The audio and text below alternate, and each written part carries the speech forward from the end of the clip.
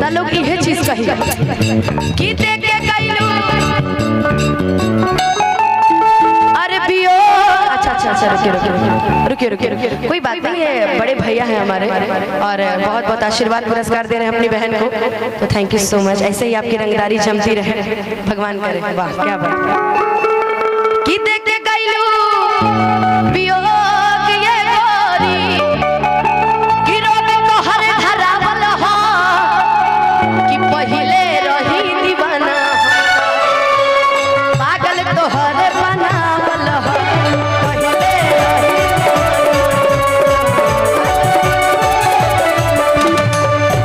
और कह दिया कि देखो कि देख के गइलू वियोग। एक मिनट भैया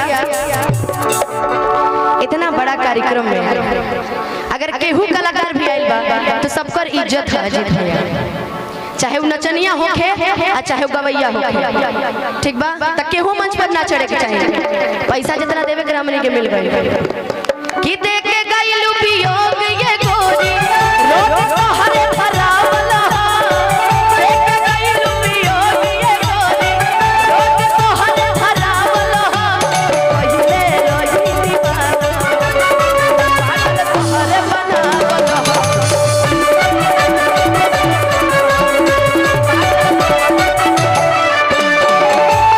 आज के बाद हम तहरा बारे में एक चीज सोचा कि तू जहाँ रहा खुश रहा, संपन्न रहा, आगे बढ़। सोच